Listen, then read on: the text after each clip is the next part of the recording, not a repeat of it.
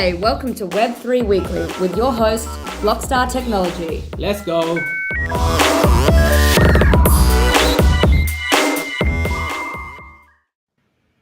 Hey guys, welcome to Web3 Weekly, and I cannot believe it. This is episode 60, and today we are joined by the amazing Amanda Koo, who is a lawyer, and she's going to be talking about all things real-world assets. So, hello, Amanda. How are you?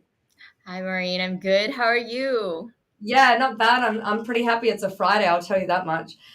So, Amanda, can you please tell our listeners how you got into this area of law and what inspired you? We want to hear your journey.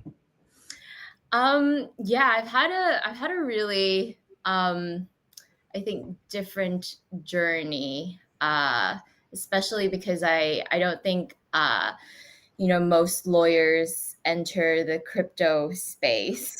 Um because most of the time we tend to be pretty risk averse. And crypto itself is kind of risky. Well, it's definitely risky. It's definitely Yeah, risky. yeah. So I actually started fresh out of uni. So when I was in about 2017, 2018, I was always really interested in the tech itself. So Okay. I have a background in technology.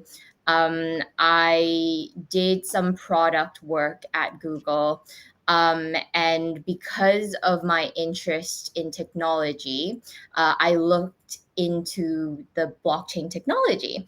And that kind of led me down this rabbit hole of looking into crypto, looking into DeFi, and beginning to invest in crypto. And once you start investing and you start looking into the white papers, you delve into it a little bit deeper, uh, you're kind of sucked into it, right?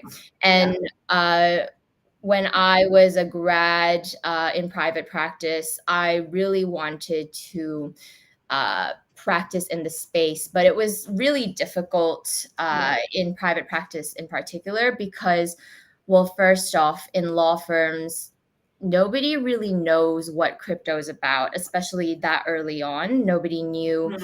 Um, well, it was kind of a little bit like a dirty word, crypto. It was associated, well, back then, and it's, Yeah.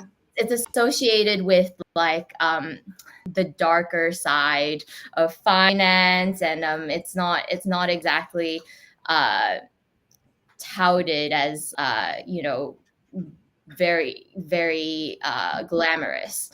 Yeah. But because I truly believed in the technology and the good it could do for finance, and I was very interested in it, I wanted to work in the intersection of like, blockchain and crypto and law.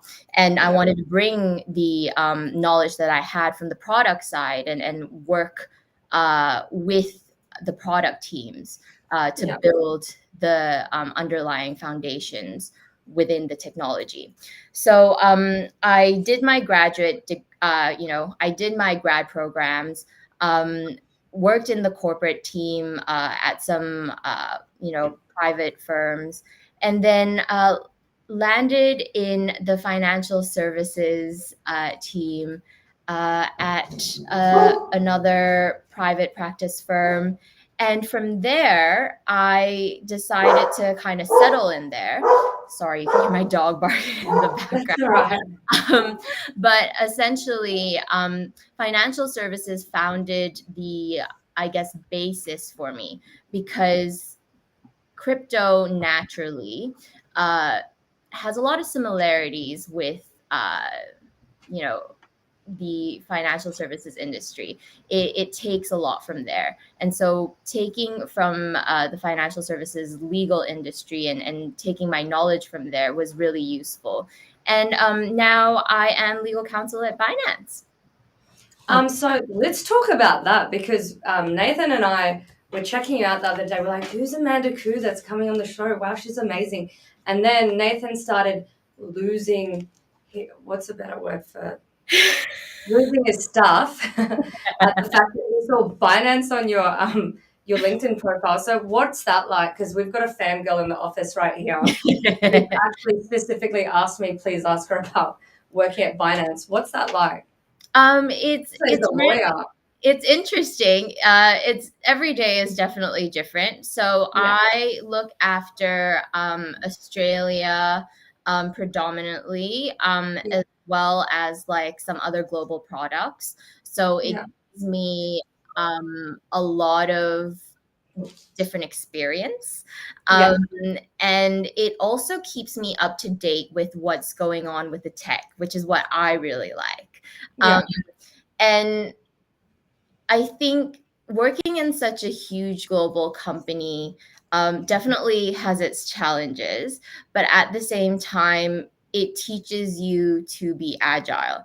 It yeah, it it teaches you. I mean, generally within the legal industry, you have to be pretty yeah, resilient as it is. On top of that, you add that as being a lawyer within the crypto industry. yeah, Um, there's an added layer of resilience that you need to have. yeah, I hear you. Yeah. So when I actually went into Binance from private practice, I had a lot of doubt, like, within myself as well. Like I was a bit Yeah, like, oh, is this kind of like the right thing for me? Like going from private into like in-house, into like the crypto industry. Like this is truly like going into it, even though I had always been in the crypto industry, but it had kind of been in the fringes of it, even though all the clients I was advising were crypto clients, they were fintech clients, they were in the blockchain industry, and I was within it. This truly felt like I was diving into it. Um, I can say I have learned so much from being in Binance. It's like nothing I yeah. imagined. So, just to ask you just one more question about Binance, do they have a big legal team here in Australia, or is it just you? You In know, Australia, it is just me. yeah. But we are supported by like our global team. So we've got a really large like global legal Oh, team. that's good. Yeah. That's good. So Amanda, I mean, so we're here today to talk about real world assets. I mean, is there much overlap with your work in Binance? I understand that you're definitely very knowledgeable in this topic, like real world assets, regulation. I'm sure you can speak to it. I don't know how much of it will be relevant to your role now. Maybe you can enlighten us. Yeah, definitely. I mean, at the moment, we can see that there's regulation coming out, you know, out of everyone's ears with Yeah, crypto. Everyone in different jurisdictions is looking to regulate in some shape or form, yeah, whether it's regulating centralized exchanges in some shape or form, whether it's regulating the tokens, or trying to regulate the tokens, and seeing how that overlaps itself. That would be that is something that I think is really interesting when you kind of take a macro lens and look out, because each jurisdiction, particularly from a Binance perspective, because we're a global organization, we can kind of see that um, every country has a different approach, but the mentality is still very much around like consumer protection, yeah, putting the users first at the end of the day, and that very much aligns with like what our intention is too. And I think it's important, you know obviously, to ensure that legislation, and with real world assets, mhm, with all legislation, we want to make sure that at the end of the day, you prioritize protecting the people who are purchasing these assets, the people who are investing in these assets. That's why the regulation's here, right? Yeah, of course. And so when we talk about the fundamentals of digital assets and the law, just for our listeners that are the new to this topic and subject, could you explain the basic legal principles that actually govern digital assets here in Australia and maybe even globally?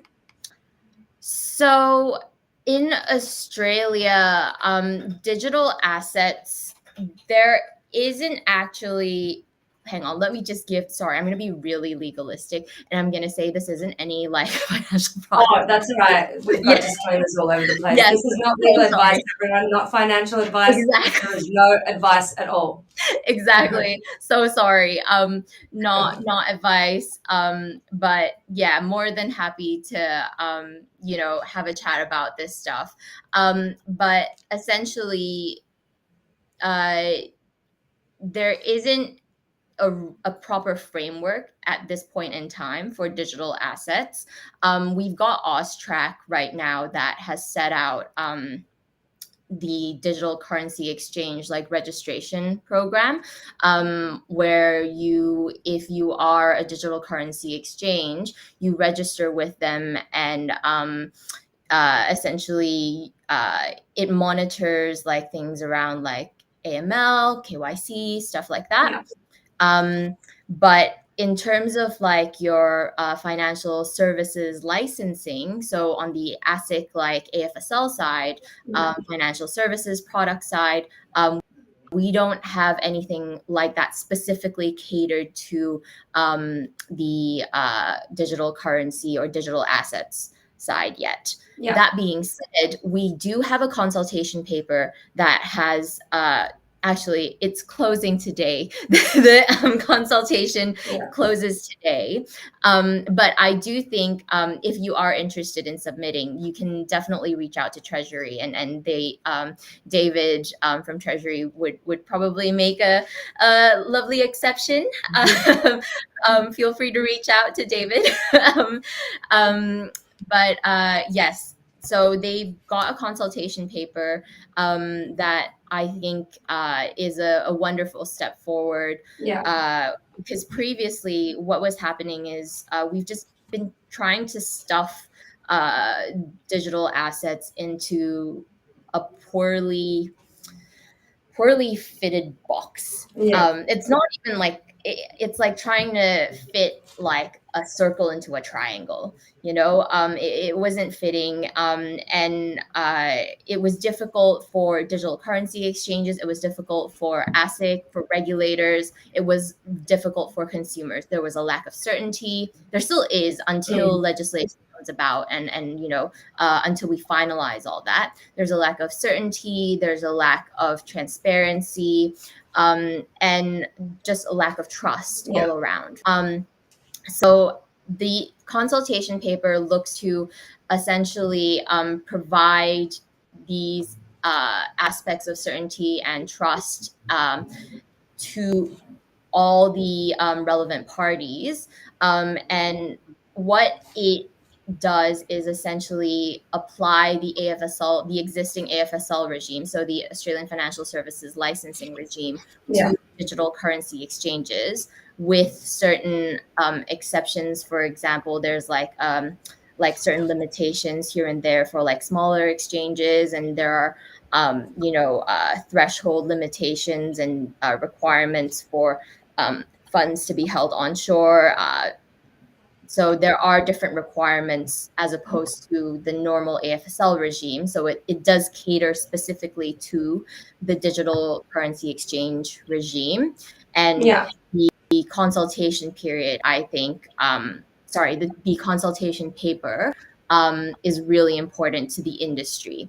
So I think that's a great initiative, and it's been a long Yeah. time coming, especially in light of MICA overseas, Yeah. in the EU, and with everything that's happening, globally in Hong Kong and Singapore, in the US as well.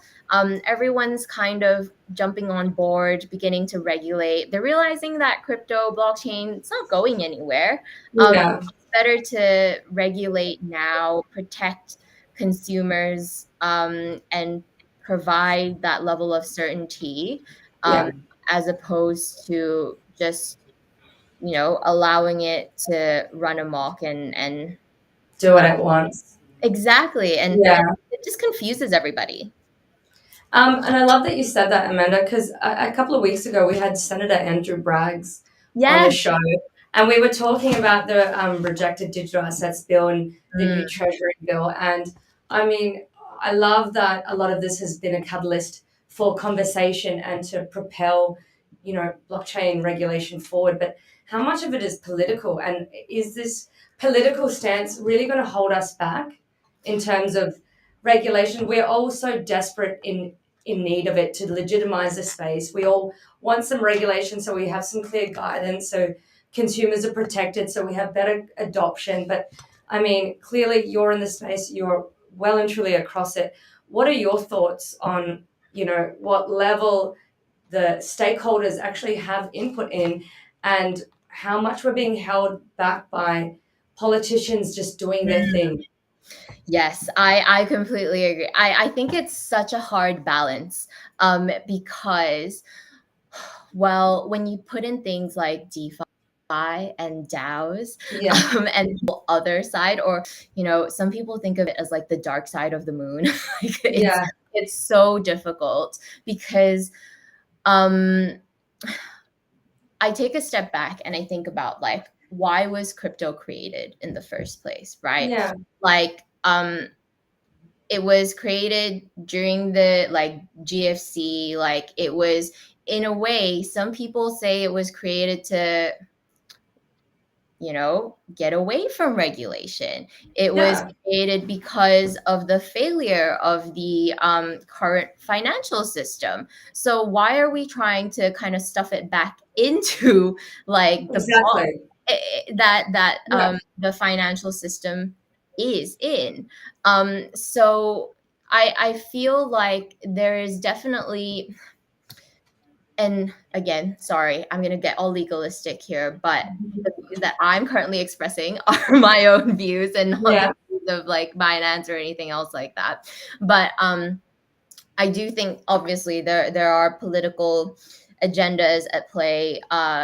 There always will be.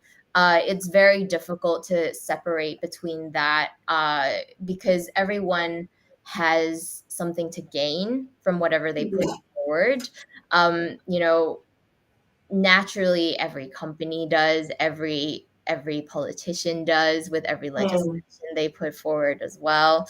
Um, and it's hard because, the degen in me, and there is a degen in me. The degen in me is like, screw it, like, there shouldn't be any regulation, like, there really Yeah, um I'm with you on that. Yeah, yeah, but then, just like, because yeah, for what it started, what it stood for, and that was what drew me. And again, these are my opinions as well, my opinions and thoughts. That was what initially drew me to Bitcoin and blockchain, because I was like, wow, like the world governments are letting its people down, and people have taken a stance, and it's like the money of the people, and I just loved what it stood for, like removing the authority, freedom of removing the money. regulation.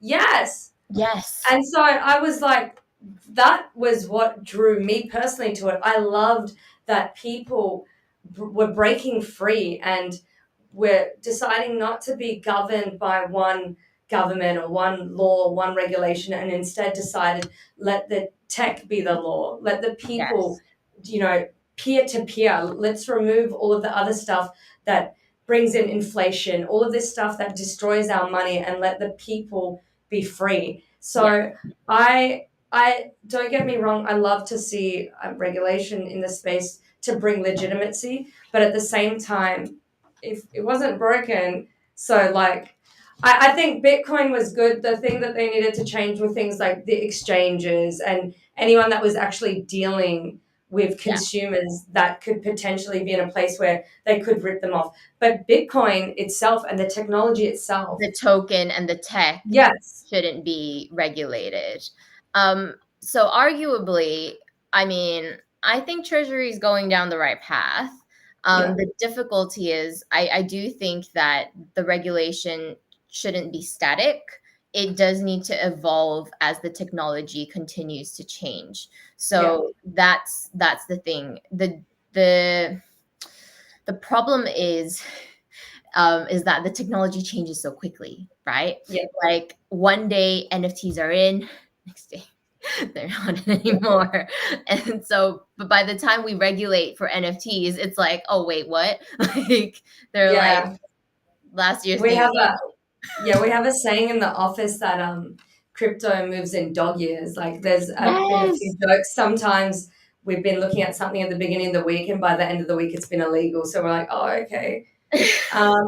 Which is fun though. It keeps things exciting. It's a fast pace. You need to be agile, malleable, and I guess that with technology, we're moving at an exponential rate. So regulation is known to lag. We're Mhm. not keeping up. So I think you're right. It can't be static. It needs to be adjustable. It needs to be agnostic. So let's move on to fractional ownership in the digital space. So we're just wanting to pick your professional brain here about the concept of fractional ownership and in the context of digital assets. Mhm. Both, I guess, digital assets, will differentiate between digital assets and then maybe look at the fractional ownership of physical assets. So we really would love to get your thoughts on that, Amanda. So what I mean, I guess fractional ownership. So the concept of ownership itself, I think, is really being explored particularly in the UK by like especially the concept of property uh Yeah. in the UK, like consultation papers. um I guess what's the question here around like fractional ownership? So, I mean, I guess maybe how is it different from traditional forms of ownership for a start? Like we'll start there. um Especially, we'll say, for example, with property. What are some of the challenges you might see with property? Because in traditional ownership of property, we can see it needed to be in paper, in writing. There's a mortgage. There's all these things associated to property rates. There's a whole bunch of things. So, what are you, in your view, how does it differ to these traditional forms of ownership? well, I think, for example, like I think in relation to fractional ownership with I think assets like NFTs, Mhm. it's probably better that it's all in the blockchain. So Yeah, it's actually easily traced. And you don't have to worry about things like paper. You don't have to worry about like anything getting lost. It's easily transferred as well. So yeah. it's all on chain. It's all on the ledger.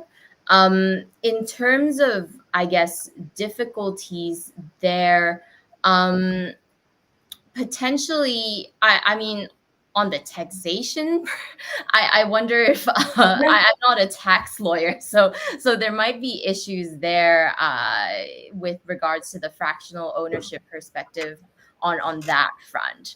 So Yeah. yeah, I'm gonna be honest. I am not as well versed on this point. That's okay. I mean, no one really is. We're all taking stabs in the dark some days. Yeah. Um, so you don't really feel maybe too comfortable talking about fractional ownership in property or in general, or I mean, I can talk about it in general. So, like, with regards to, like, I guess it's interesting because, like, DAOs, for example, are like fractional ownerships in a way yeah, because, like, they're rated, right? Like, their ownerships are like sectioned off. Um, Similar to companies because companies are fractioned off as well. yeah, But it's difficult for like regulation to I think grapple with DAOs because of the jurisdictional issue. yeah, So with DAOs, unlike so typically with a company, oftentimes it'll have to be registered in one place, and Yeah. at least one director has to be based in that one country, and you can hold at least that one person liable, et cetera, et cetera, et cetera. But with Yeah. the DAO, you can be located anywhere. Um, Yeah. and, it's really, what are the disclosure requirements? What are the registration requirements? And who do you even register with? Who has the Yeah. register of the DAO? Um, and there are no, like, you don't even have to, like, it's good housekeeping to have it. And I Yeah. know, like, for example, like, there are many good initiatives at the moment with, like, the with the UN, who are having working groups on DAOs. I know, I think Joni Pirovich is like leading a couple of these things. On that, she's got like a DAO working group with Blockchain Australia as well. Um, so there are a lot of like incredible legal minds who are turning, to these points. But the difficulty is maybe because they're not like gaining enough traction, because not enough people are actually creating DAOs yet. I say yet. Yeah. Yeah. Just yet. Um, but eventually it might become an issue, especially as more and more people turn to DeFi. Yeah. Maybe because it's a tax benefit. Who knows? Maybe because they get frustrated with all the regulation that's happening with CeFi. Um, Yeah. you know, it could be a thing. So I think fractional ownership, though, that's a good example of what's happening with regards to that in the blockchain crypto space. So, I mean, speaking of fractional ownership and those regulations, like, what are some of the implications you can see arising from, fractional ownership of digital assets legally? Some of the legal implications we might see come out of the actual fractional ownership of digital assets. Probably wills. Well, Yeah, I I've always wondered about succession law, but I feel as though even with succession. crypto in general, Oh yeah. I mean, I've seen that when I was in private practice. I yeah, remember, like, even though I wasn't in like the succession law space, because I yeah, did a lot of crypto work, they would always come to me and be like, "What is this?" And like they give me the wallet and I'd be like, "Oh, this is like this is like a crypto like thing." And it's so interesting because there are all these questions around, like, for example, if the husband, um let's just say it's like a couple, but the husband purchased the crypto in his own name, without knowledge of the wife, using their joint account money, but it's in his own wallet. um, yeah. does that then, should that be entitled to like fractional ownership? Like, should that constitute, like, should they be both jointly entitled to it, or should that, because it's only in his wallet, should and if they get a divorce, should it only be his money? It's these sorts of questions, right? Like, that we need to have precedent around. I'm actually not sure the answer to that. I'm sure there's a great, I like, feel as though because it is an asset, the court has already deemed that if it's a husband and wife matter, that would be treated as any other legal like asset and go into the asset pool. I'm So I think, sure you're right. Um, yeah, my understanding is that is how the law has treated it up until now, just as an asset to be split. yeah, But that makes sense to me. And similarly, then the question then about, what about children though? What about, for example, what if the child uses the father's account to purchase crypto without the father's knowledge, but it's, like stuff like that. who then owns the dough, even though it's the child's money, but it's in the father's wallet. Um, it starts Wow, getting. are these cases you've heard of, or are you throwing us curveballs here, Amanda? They might be hypothetical, they might be real. I have no Just the comment. things that keep you up at night. But what if? Yeah. So so I mean, like I guess that is a great question, and maybe that's towards fractional assets. But what about this whole concept of real world assets, where we're taking maybe physical assets and Mm, having a digital twin, or like really yes. duplicating it? What are your thoughts? I don't want to hit you with questions that you don't know the answer of. I'm trying to steer away from the fractional ownership, but Yeah. what about real world assets? Let's maybe I figure think, that out together. yeah, I think we saw a huge trend on real world assets like being digitalized. I want to say like a couple of years back. I haven't seen, like, I might be wrong, but I feel like that trend, it's still going, but I feel like it's slowing a little bit more. Yeah, I don't know why. yeah, Because I think it's still, I feel like it's slowed down a little bit more with the whole like NFT slowing down piece. yeah, Because when NFTs were hot, I feel like this whole like real world digitalization thing was like really, really like at its peak. So when I attended like Consensus last year, it was like everywhere, like real world digitalization, like you can make this like your digital twin, like oh my yeah. gosh, you can own an apartment here and you can own an apartment in the metaverse. So you can live two lives. So I think it's really interesting. um it's it's I think really hard to regulate. I don't think it's even something that regulators have turned their minds to. They've kind of just let it like go, run I rampant. felt like half the way that's how they answer the questions. They sort of like pretend it's not happening until enough goes on. So we have enough examples of like, well, this could go wrong, this could go wrong, this could go wrong. And But then I they mean, go, wait, now, now, all now. right, there's enough people who've complained, we'll do our job. But I mean, like, let's just talk about hypotheticals like you were doing before, real world assets.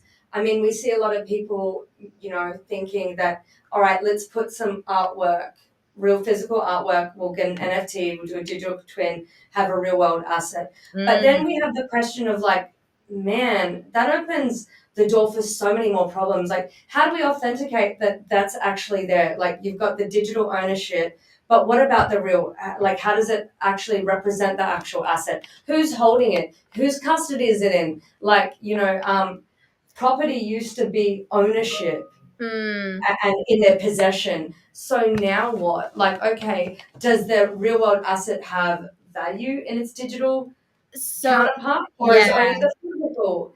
Like, I actually had I've a got something to say. client who specifically did like what you were saying. Yeah. And so I think that's a perfect example. And it's interesting because I think the real world asset gives the value Yes. to the digital like asset, if that makes sense. Because Yeah. as like when it's like they're kind of intertwined, right? Like you can, it's similar to how like I think Nike was doing it where they were like, The shoes. yes, that's right. Yeah. Where they were like, you can scan this shoe and you get your NFT, and then like, it authenticates the shoe, and then every time you sell the shoe, you can like, Sell pass the them on. NFT. Exactly, exactly. And similarly with the artwork, it's like when you sell the artwork, you can also see like every gallery it's been hung at. And so it Yeah. kind of adds that value to you as an art collector, like connoisseur, I don't know. Yeah. Like you can feel like, whoa, You I've can track your artwork on the well, blockchain. not just that, like if you, because I know like because I worked with this client, I know that art collectors, they also rent their artwork like that they Yeah. own to art galleries, right? So if they rent it out, they can then show like, to other galleries. Oh, it's also been rented to these galleries, so they've got similar taste to you, and blah blah blah blah blah. So it adds additional value to it, and it ties into the so it all just kind of like accumulates into the value Yeah. of the real world asset and to the NFT. Yeah. So, do you have any like examples that you might be able to give on, how blockchain is actually being used to maybe manage and regulate real world assets? Um, I do. So let me have a think. Um I know that I know there are examples overseas Yeah. where some regulators are currently using blockchain in ag tech. For In example, what? in ag tech, so agriculture technology. Oh, okay.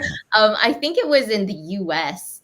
Um, but I might need to fact check myself. Okay. So We I won't think, hold you to it. Yeah. yeah, either that. I remember vaguely hearing this, and I know this, and I think I heard this as well. I think we're using this here in Australia.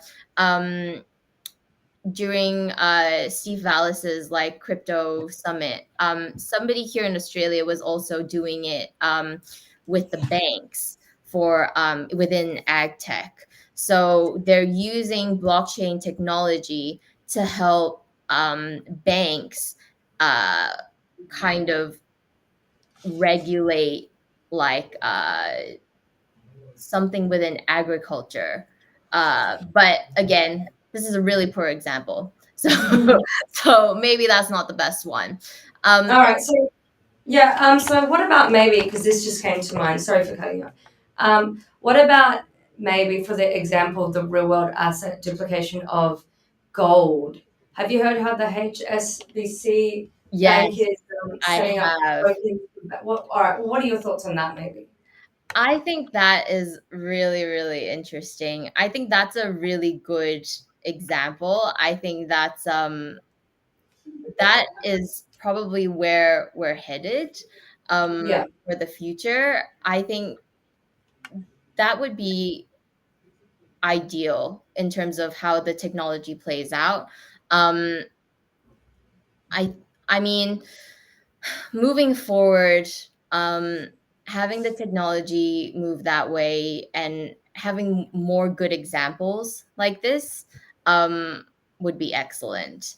Um, because I feel like too often the industry gets plagued with a lot of negative press. um, Yeah. and having traditional institutions utilize the technology for good, bringing in like the technology and using good examples such as HSBC and even like BlackRock using like creating the ETFs and everything. That is a good positive spin. I think so too. I really agree with you. So, I mean, in terms of your legal professional opinion, like, what advice would you give to other legal professionals that are interested in entering the blockchain space? I think the first thing would be I was gonna say start investing, but this isn't professional. This isn't Start it, but investing, how it feels to lose. yeah. Well, you have to actually um you have to know what it's like to be involved in the space, right? Like you have to Yeah, actually skin in the game. familiarize yourself with the coins, maybe like you just have to be interested in it, so you're able to talk to it in some degree, and then Yeah, the rest of it will kind of come because it's such a new industry. Nobody knows everything about it. Even just talking to you today, I've learned so much. um, I mean, it's so difficult to keep up because it is. as we talked about, it's it moves so quick.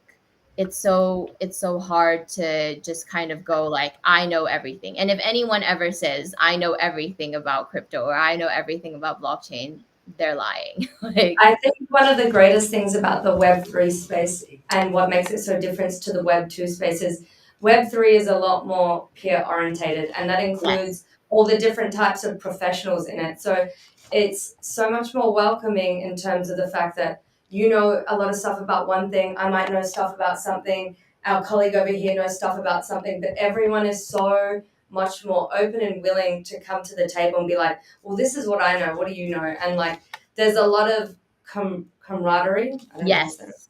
Yeah. And I think it's really great because it's great to acknowledge that we all have some knowledge and then limited knowledge in other area. And I think that this whole industry is about all lifting each other up and going on the journey together, which is fun, and it's amazing that we all get to be part of it at such an early stage. And I think it's definitely going to blossom into something amazing. The technology is groundbreaking. We all know it, no matter what industry we're coming from, if you had anything to do with it.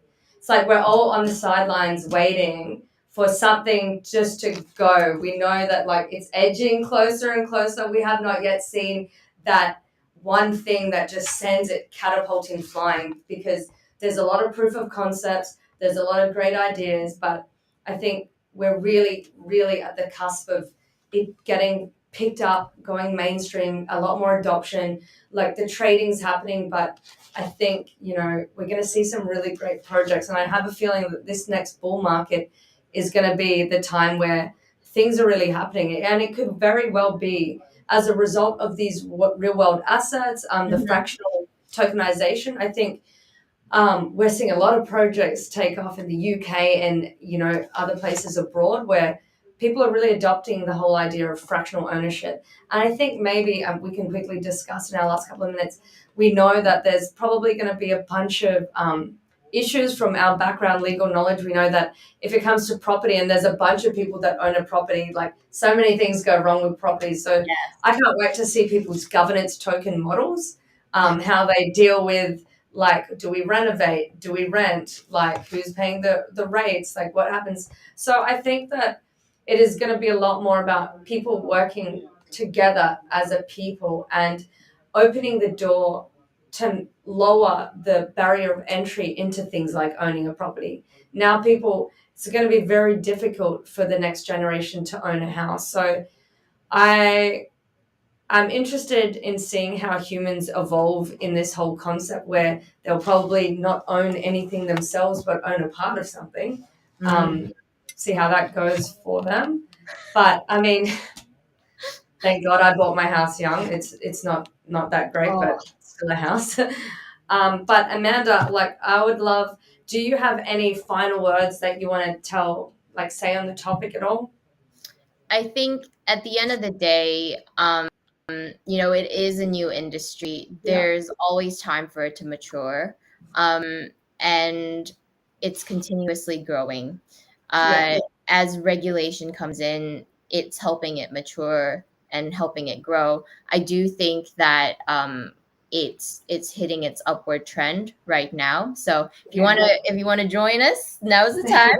I do Now's think the time to jump on board. never too late. So yeah, let let us know if you ever have any questions. Feel free to reach out. That is my next question to you. I've had an absolute pleasure talking to you, Amanda, and I can see so many people online eagerly listening. So I think just for our viewers for now and later, where can people find you in the future if they have any questions? Because clearly you're going to be a bright mind that people can utilize. So like, let us know where we can find you. Feel free to reach out to me on LinkedIn. Yeah. You can find me at Amanda Who. All right, amazing. So, thank you so much for your time. And I think this is such a big, juicy topic that we probably need to get you on for a follow up podcast in the future. But thank you to everyone that listened in today. This was Web3 Weekly, episode 60, and we'll see you guys here next time. For now, bye. Thanks, Amanda. Thank you. Thanks for tuning in. We'll see you next week, same time, same place. Subscribe, subscribe, subscribe.